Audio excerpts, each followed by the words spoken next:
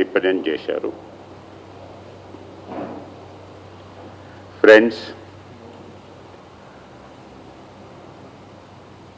తెలంగాణ రాష్ట్ర సమితి ప్రభుత్వం, టిఆర్ఎస్ ప్రభుత్వం, చంద్రశేఖరరావు యొక్క గ్రాఫ్, వారి యొక్క పలుకుబడి ప్రజలలో తీవ్రంగా దెబ్బతిని ఈరోజు పట్టణ గ్రామీణ ప్రాంతం ఆడ మొగ అనేటువంటి డిఫరెన్స్ లేకుండా యువతీ యువకులలో, ప్రముఖంగా నిరుద్యోగ యువకులలో తీవ్రమైనటువంటి వ్యతిరేకత ఉంది. వారి మధ్య చేయించుకున్నటువంటి సర్వేలలో వారి యొక్క పొలిటికల్ ఏజెంట్ అయినటువంటి, సపోర్టింగ్ ఏజెంట్ అయినటువంటి ప్రశాంత్ కిషోర్ గారు ఇచ్చినటువంటి రిపోర్ట్స్లలో యువత తీవ్ర వ్యతిరేకతతో ఉన్నారు. కాబట్టి ఏదో ఒకటి చేసి వారిని తమ వైపు తిప్పుకోకుంటే లాభం లేదు అనేటువంటి సజెషన్ ఇవ్వటం వలన నిరుద్యోగ యువకుల్ని తమ వైపు తిప్పుకునేటువంటి కార్యక్రమంలో భాగంగా వారిని మరొకసారి మోసం చేసేటువంటి దానిలో భాగంగా మొన్న జరిగినటువంటి అసెంబ్లీ సమావేశాల్లో ముఖ్యమంత్రి గారు ముందే దానికి కొంత గెటప్ ఇచ్చి, రేపొద్దున చూడండి 10:30కి టీవీలలో నిరుద్యోగ యువకులందరికీ కూడా ఒక టేలర్ లాగా చెప్పి అందరూ టీవీల దగ్గర ఉండి చూసేటట్టుగా చేసి ఒక అవాస్తవమైనటువంటి, అసలు ఏమాత్రం పవిత్రత లేనటువంటి, శాంటిటీ లేనటువంటి స్టేట్మెంట్ను ఇచ్చి తద్వారా ఈ యొక్క యువకులందరికీ రేపే వచ్చేస్తున్నాయి, మీరు అప్లికేషన్స్ ఇవ్వాలనే పెట్టుకోండి అని చెప్పి వాళ్ళ యొక్క ఎమ్మెల్యేలకి మీరు మీ నియోజకవర్గాల్లో ఉన్నటువంటి అన్ఎంప్లాయిడ్ యూత్ ఎవరైతే ఉన్నారో వాళ్ళందరికీ కూడా కోచింగ్ సెంటర్స్ తెరవండి, ఉచితంగా భోజనాలు పెట్టండి, మీ నియోజకవర్గంలో ఉన్నటువంటి ఎంతమంది అయితే అన్ఎంప్లాయిడ్ యూత్ ఉన్నారో వాళ్ళ యొక్క స్టాటిస్టిక్స్ను కూడా మొత్తం కూడా జమ చేయండి. ఆ రకంగా వీళ్ళందరినీ కూడా రాబోయేటువంటి ఎన్నికలకు నిరుద్యోగ యువకుల్ని మీరు మీ యొక్క క్లచెస్లో పెట్టుకోండి అనేటువంటి సజెషన్స్తో, ఆ రకమైనటువంటి దురుద్దేశంతో ఈరోజు ఈ యొక్క స్టేట్మెంట్ ఇవ్వటం జరిగిందని చెప్పి నేను చెప్పదలుచుకున్నాను. దాని యొక్క కంటిన్యూషన్లో, అంటే దీని యొక్క శాంటిటీ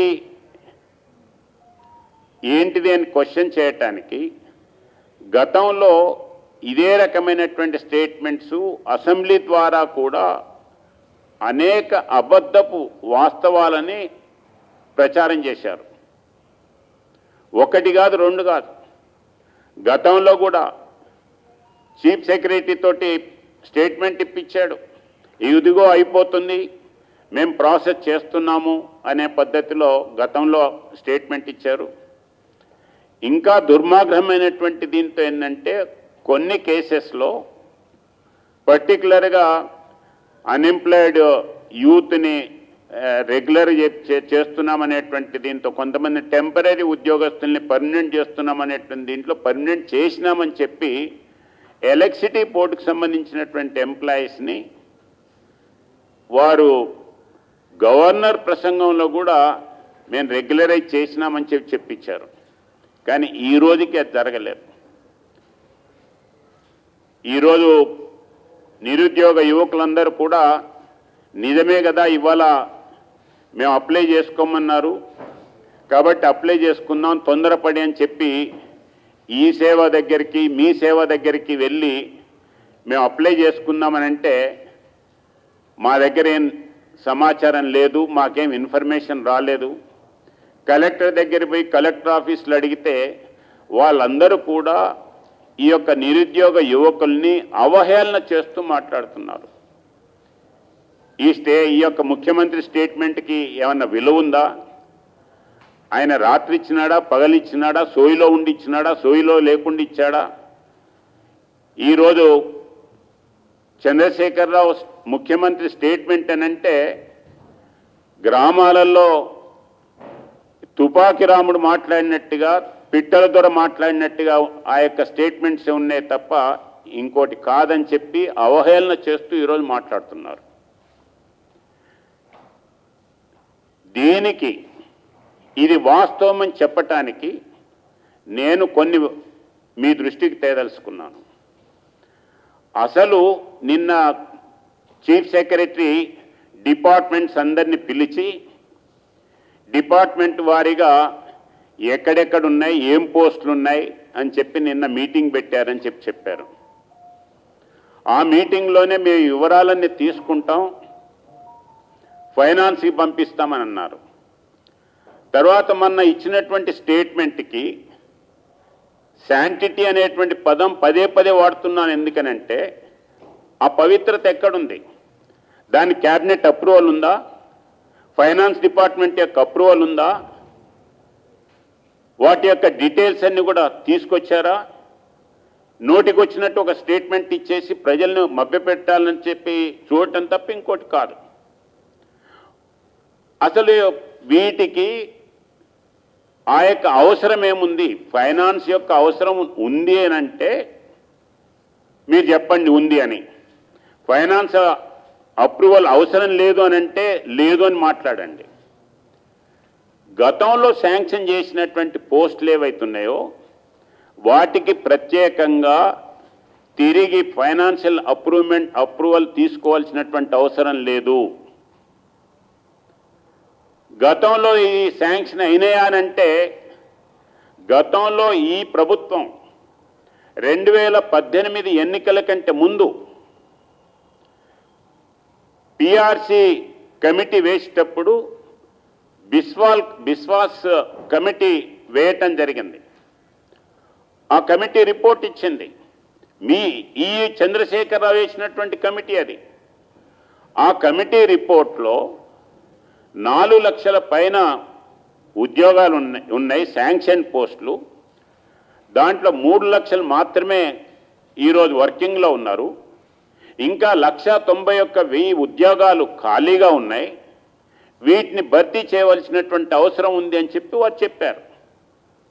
శాంక్షన్డ్ పోస్టులు అంటే గతంలో గత ప్రభుత్వాలు ఏ శాఖలలో ఏ రకమైనటువంటి పోస్టులు శాంక్షన్ చేసినారో వాటికి తిరిగి ఒక రిటైర్ కాగానే లేకపోతే ఒక చనిపోతేనో వాళ్ళకి మళ్ళీ తిరిగి డిపార్ట్మెంట్కి పోయి సెక్రటరియట్లో ముఖ్యమంత్రి తోటి ఫైనాన్స్ డిపార్ట్మెంట్ తోటి క్లియరెన్సెస్ అవసరం లేదు.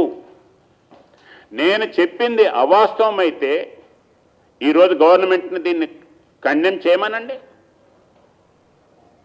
కానీ ఇతడు మళ్ళీ అన్ని పవర్స్ నేనే తీసుకుంటున్నాను అనేటువంటి దీంతో ఆల్రెడీ శాంక్షన్ పోస్టులకి తిరిగి ప్రాసెస్ చేసి ఫైనాన్స్ దీంతో అప్రూవల్ తీసుకొని ఇది ఒక తంతు నడపాలనేటువంటి ఆలోచన ఈ యొక్క ముఖ్యమంత్రికి ఉంది, ఈ ప్రభుత్వానికి ఉంది.